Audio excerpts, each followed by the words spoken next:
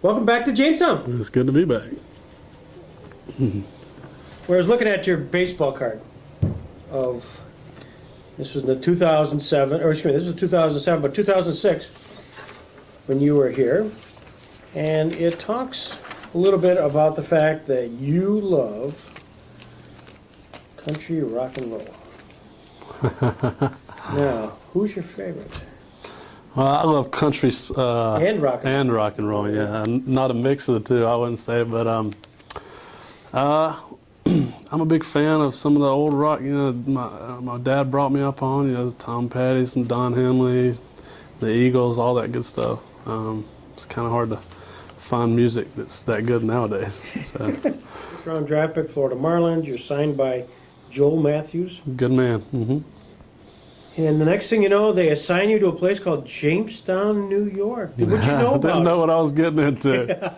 At Jamestown, it'll always be my first memories of professional baseball. Learned so much here, and it was a great place to play. You know, it's not the most glamorous of ballparks and things like that, but the people running it out here, the people of the city are great, and you know, Matt and those guys over there.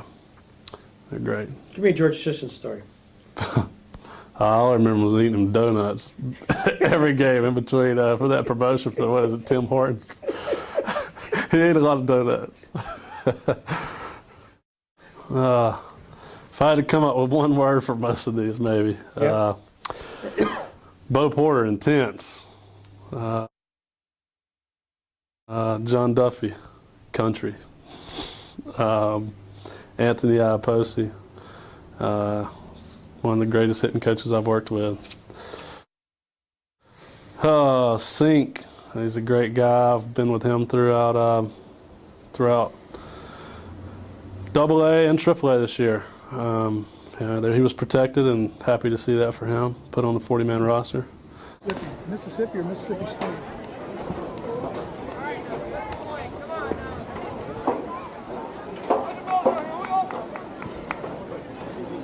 Number 1 draft pick, Jamestown Jammers.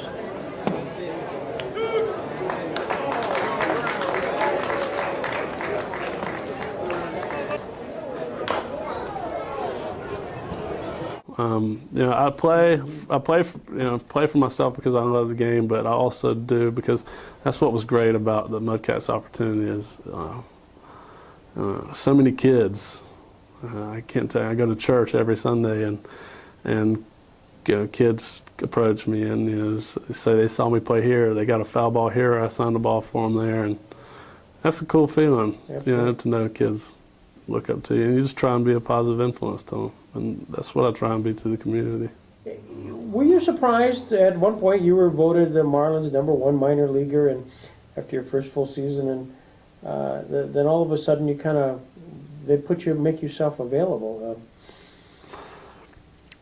Baseball is a business.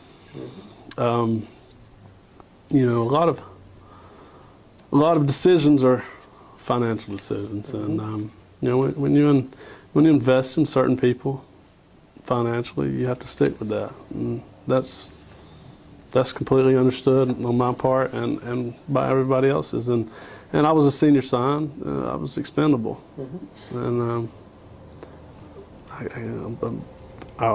I'm fortunate that they made that decision. You know, I can't express to you how much. You know, I'd rather be with someone that loses those ties that go back that far to the drafts, and because I played my heart out for those guys. I worked. I feel like I had a very productive career with the Marlins. Yeah. You know, 1 year with some struggles, and you know, that's what it does for you. But it's a good place for me to, you know, good time for me to move on, and I'm ready to. And it's, you know, I'm happy with the Pirates people now. So the perfect world is you get on the 25-man roster, and principally as certainly an outfielder, but they'll be looking for that 4th and 5th outfielder. Is that? That's right. How you're hoping to? That's what I'm looking for. You know, that's what they said to me initially. Is, you know, they look at me as being one of the backup guys with a lot of potential to be an everyday guy. Well, the funniest thing that happened to me while I was here was this too. Do you have a incident either about yourself or that you saw and you said, I can't believe that happened? Let's see.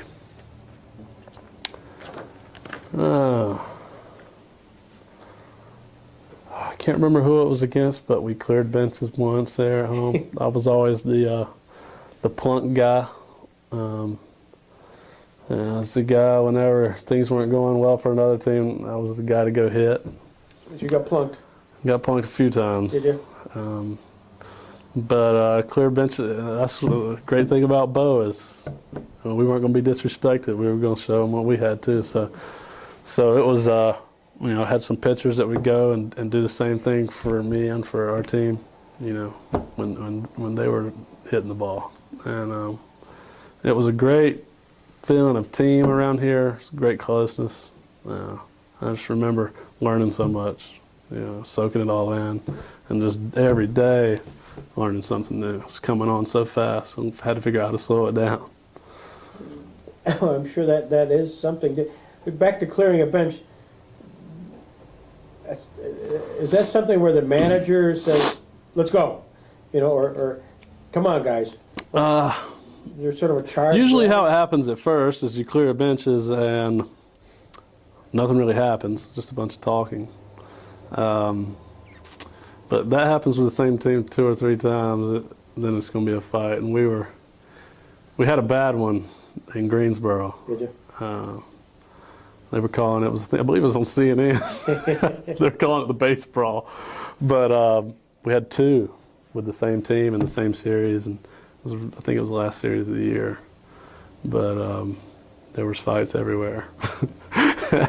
But it just kind of becomes understood to where mistakes can get made. Pitchers can hit guys. People can take it the wrong way. But you can also tell when it's deliberate. And